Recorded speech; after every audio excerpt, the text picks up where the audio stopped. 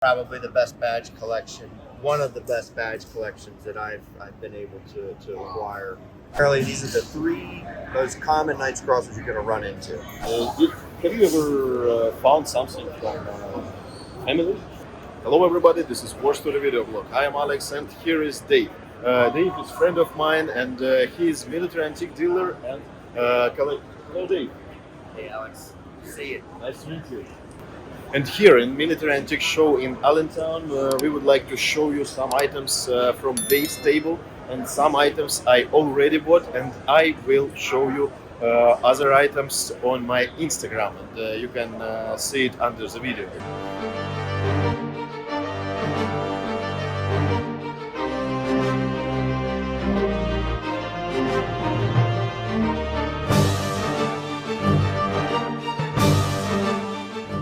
Dave, and could you tell us, on your opinion, why so much German insignia, Third Reich period, here in United States and here in military antiques shows? So most of it came back. The U.S. GIs really they were hunting for war souvenirs, and as they started getting into Germany, they would go into the shops and they would just start taking the awards and bringing them back home as souvenirs. Some of the most famous is the Schloss Klesheim find, where they busted into the vaults in the castle and took really high-end awards that were brought down from Berlin right before the Russians came. So you'll find a lot of case awards here in the States, as well as awards picked up off the battlefield. It's just GIs brought a lot of them home. And even after the war was over, a lot of GIs, even during the occupation force, they wanted their own souvenirs. So companies would put together, for instance, the famous Dormer Salesman Board. These were put together for GIs that wanted to bring home some type of a souvenir. So they came up with this idea. They put original awards on a board, fastened them to it, numbered them, and they would originally have come with an identification sheet that would tell what each number, what the award was, and It's I like think a guide. Yeah, it's a guide. It'd be a brief description of what it was for. That's very interesting. I didn't see it before. I saw a lot of display examples, like samples for salesmen, but not for special GIs. Yeah, Yeah, that's cool. that's really what they're made for. Well, you got to realize, the German metal manufacturers, they were supplying the Third Reich, and when the guy that's buying your product is gone, you got to try to do something to put food on the table. So this is what they did. Yeah. Excellent. It hasn't been too bad. A couple second model looks, social welfare, and a Red Cross dagger. And these were pretty nice. Oh, that's It nice. still has some Cosmoline on the blade, which will wipe it down. But yeah, these weren't too bad. I just got these about 10 minutes ago. Fresh finds. Fresh find. Yeah. Dormer repair. This was found here. Oh, good. Took it back. Very nice Dormer repair in the correct box. Oh, nice. Could you show us reverse? And did you buy it for your own collection or for sale? Not sure yet. I might upgrade one of mine at home. So you have to check. Yeah, we'll check when we get home. Yeah, cool. And here I put aside some items I want to show in my Instagram, and I will offer it.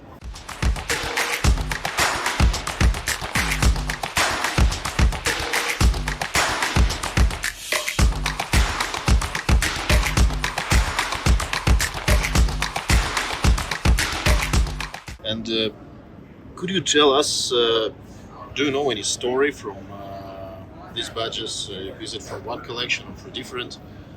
There are multiple collections. Some of them came out of just different parts of the United States. Really, a lot of them were, they were in American collectors' collections for decades, and eventually the collectors either pass on or.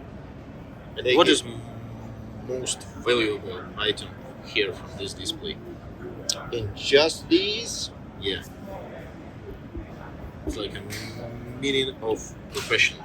Probably be a toss-up between the aluminum Army Para. This does have repaired hardware, And it's signed. and it is signed. What's very nice about it is it's a second pattern Junker with a maker mark, and usually they're not marked. So finding one marked it's always a special thing. It's a little trivial detail, but it does make the badge a little more desirable. Yeah, it's nice. That's why I took it Yeah. aside. It's a nice badge.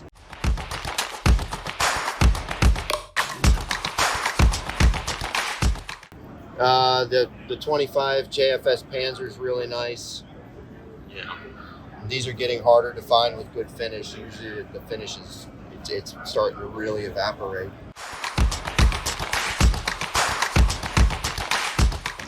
And those three items I already bought it, but anyway, it's in tremendous condition. Yeah, It's beautiful. They are impeccable.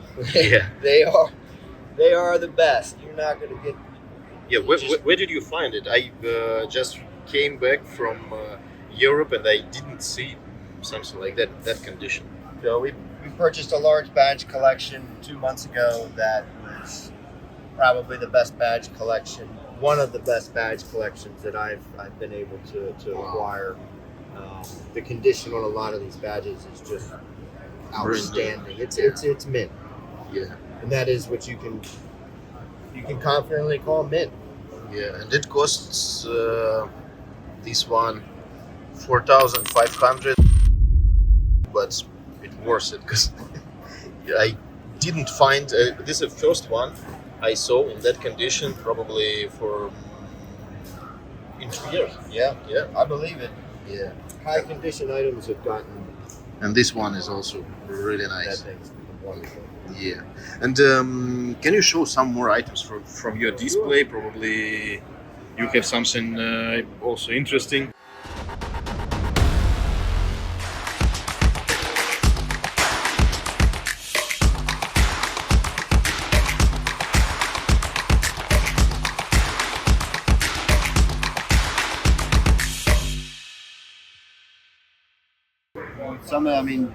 Sticking on pilots, that's a hard maker to find, and it's just, you can't upgrade that condition.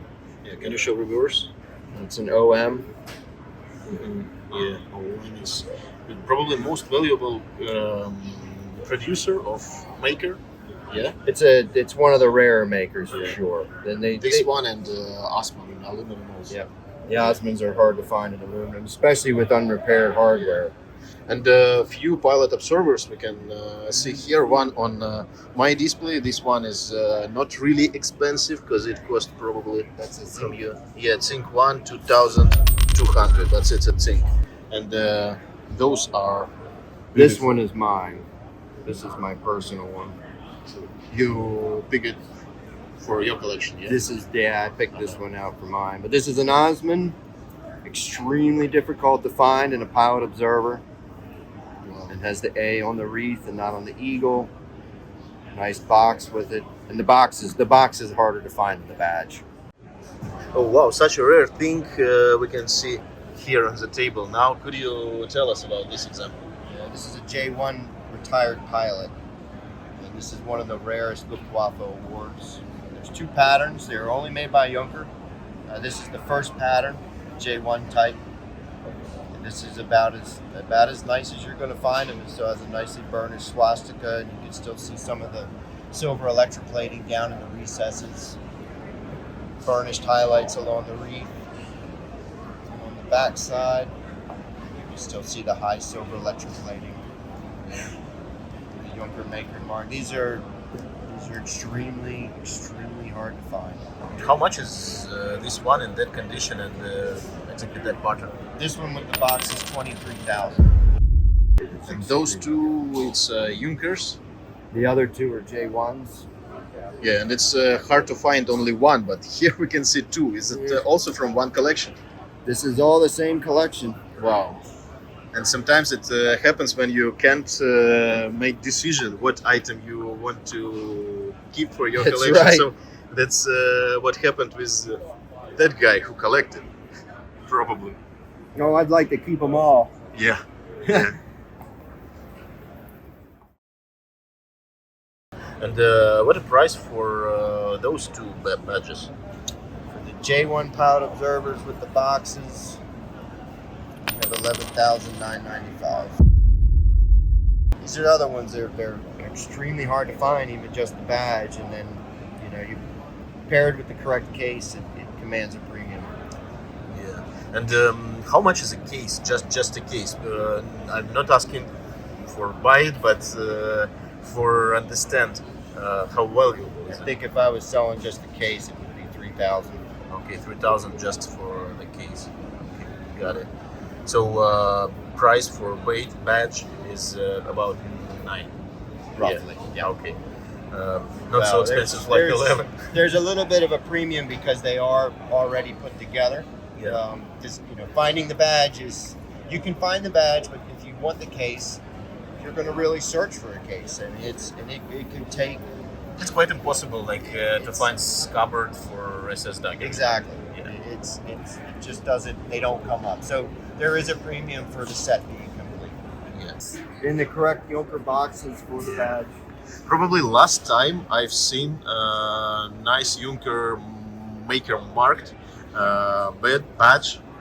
Probably it was with Sasha Udru interview a few years ago. Yeah, we have here a pilot and observer badge. You can see it always with the golden breath and the silver eagle. If it's only a pilot badge, you have the silver eagle and the silver breath, but it's gold. It's called pilot and observer, like a pilot on a BF 109 or Focke-Wulf 190. It's like the pilot flew all the way alone.